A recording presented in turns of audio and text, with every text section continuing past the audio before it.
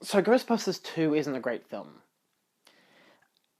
which is unfortunate given its predecessor and its predecessor's, of course, success and the potential that it had for a great sequel. But in this video, I won't be talking about what Ghostbusters 2 could have been. Instead, I'm going to rather more or less just talk about one specific aspect that I liked about the film, and overall talk about how some bad sequels, not saying Ghostbusters 2 is a bad sequel, just not a great sequel, just how some sequels that aren't as well received as the original have at least, or can at least display one or two good ideas that should have been more focused on rather than what we ended up getting. So let's have some fun. What is the key idea that makes Ghostbusters 2 work? In this case, it would be hate. Hate in this film is presented in a river of slime, also known as psychomagnetheric slime flow. It's a mouthful, but I have it written down. It's convenient. So, of course, this whole entire slime, river of slime is a concentrated ooze of negative energy. So whereas everything else in the first Ghostbusters film is practically a carbon copy into the second Ghostbusters film, this river of ooze, the slime, the presence of hate, is a very substantial difference that more or less gives it both a backbone and a contextual backbone, so narrative and contextual backbone, that allows the film to differentiate itself from the original film. The idea of the slime existing in the universe of the film evolves the nature of why ghosts can be present. As the slime is psychomagnetheric, it allows for the slime to be connected to a strong emotion, in this case hate and negative emotion. Henceforth, if you're angry or your city is angry, then the presence of the slime, obviously erupts that. It enforces that. It makes it stronger. And that is, of course, the main key detail in Ghostbusters 2. Outside of the painting that wants to kidnap a baby. Because Gozer can't come back. That's already taken. Henceforth, if you're angry and your city is angry, then there be ghosts around, which causes fear, and fear leads to anger, and anger leads to hate, and hate leads to more ghosts and stronger slime, which evidently leads to more jobs for the Ghostbusters. However, this also allows for more government officials to blame the Ghostbusters and call this all a ploy before they get wrecked by another Venkman Dick joke. And that's what the next sequel is going to be about, probably. Slime. And more ghosts. It was a long sentence, I kind of had to read it off the screen, sorry. Without the negative energy slime, the film wouldn't have its thematic backbone, that being that love and connectiveness can destroy hate. And this is obviously really strongly shown in the final scene, where all of New York gets bandwagons together because the Statue of Liberty is walking throughout the city and is singing a song, and now everyone's happy because that isn't scary at all. This film is kind of confusing, but it's striving for that message of hope and prosperity and love and connectedness and let's destroy the evil that is presented, of course, in Slime. And this, of course, is the key aspect as to why the film can exist, even with its carbon copy nature in terms of jokes and narrative and premise and story and pretty much everything else that makes it almost a detriment to itself. Yeah. Other sequels have a tendency to get into similar situations, much like that of Star Wars Episode 2, Attack of the Clones, where, of course, they have their cool-ass lightsaber battles, like the one with Dooku and Yoda. It's cool, right? Yeah, but the rest of the film is boring as hell, and really cringy, and has terrible acting, and writing, and directing, and... See, that's the lightsaber battles, and really the fight scenes as a whole, and maybe the idea of the clone army existing, is the perk ideas that shine in a sequel that gets weighed down by everything else. Absolutely everything else. So that's obviously not a promising feature, but it's the idea, of course, of a interesting concept that is brought in to kind of, well, it was probably already going to be brought in to begin with because this film's a war film. It's all about fighting and stuff. But of course, it is something that at least is uniquely different from its predecessor, except that it isn't, because they have that really cool lightsaber scene with Darth Maul. Okay, probably not a great example, but at the same time, it's the idea of a sequel having nothing really to itself except for like this one perk.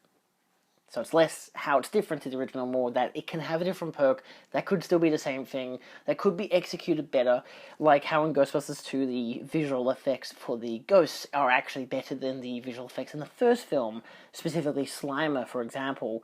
However, of course, the film and everything else, the narrative and all that, it's still pretty, it's the same as the first one. It's kind of boring. So yeah. Another, of course, example is the tactic of a new technology. This can be seen with Jaws 3D, because we all love seeing floating body parts coming right towards our faces when they look terrible, and it's in 3D, and it's fake as shit. And it's really not a great idea, actually. It's pretty terrible. I don't know why they did it. Because it's 3D. I mean, I guess if Friday the 13th can do it, so can they. Sure.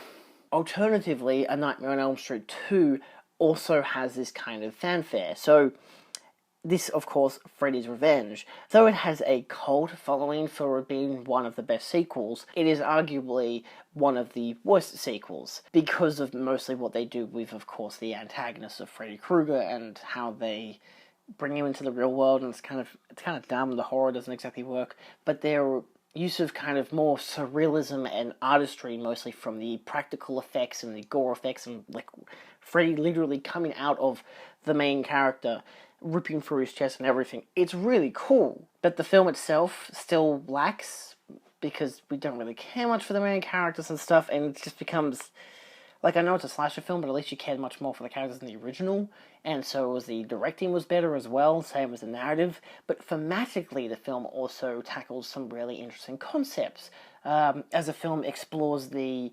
homosexual nature of the main character. It's mostly subtextual, but it's very much present, especially in a modern viewing, and hence why it has kind of gained this cult status.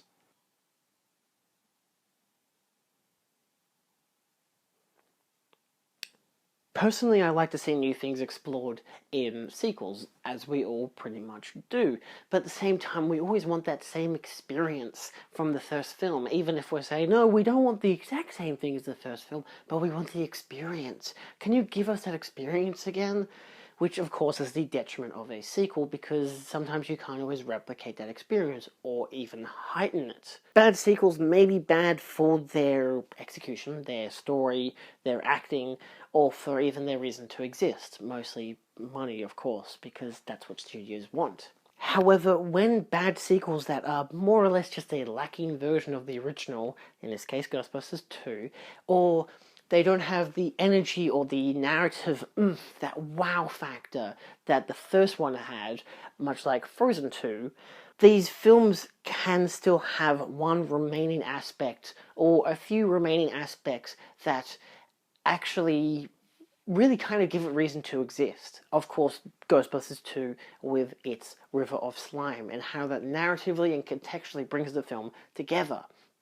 It's a good addition to the film and to the universe that allows for so much more that could possibly happen, but unfortunately it just doesn't, because of the structure of the rest of the film. There are some films, bad sequels if you will, that have good ideas in their stages of production. Say, for example, Alien 3. It is known as a pretty bad sequel compared to its original predecessors, Alien and Aliens, which are two fantastic films, both for their own completely different reasons, mostly narratively at least. However, Alien 3 had this big, long production that was pretty much a nightmare for anyone involved. This encapsulating story arc and directing and all these little ideas. But the final product of the theatrical cut takes a lot of ideas from the bad versions of the scripted sequel that it could have been, and it combines them and makes something better out of it. But then you have its recut version being the assembly cut, which ultimately is the better film because not just because it has the added runtime, but because it utilizes that added runtime to change the whole appearance of the film and make it a better version. Now, of course, that can't happen with Ghostbusters 2, nor Frozen 2, nor Star Wars Episode 2, even though George Lucas could do that, and let's be fair, he probably would, but that's not going to happen. We don't always have that kind of luck that we do with Alien 3's assembly cut, which is a far superior version to the theatrical cut. Yet it still retains those key ideas that makes the film better than what it potentially could have been in its original drafted versions. Even if, of course, it's not exactly what the audience wants, because they want the heroes back from the previous film to come back and to survive another round against the xenomorphs. But sometimes you need that, again, this being the third film in the trilogy, you kind of need that ending. Overall, Ghostbusters 2 is a decent watch. And yet, compared to its predecessor, it is lacking in comedic energy and narrative urgency, but it still exists as a not bad sequel, but just a sequel that had more potential than it really took hold of.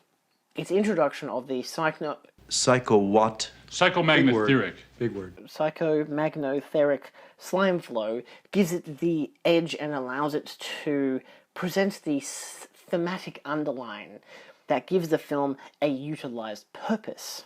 It's a sequel that is ultimately really unnecessary. Especially because narratively just recuts exactly what we had in the first film, so we're not really getting a different experience. Well, we're not really getting the same experience, but we're not getting a different experience either. We're just getting a okay experience.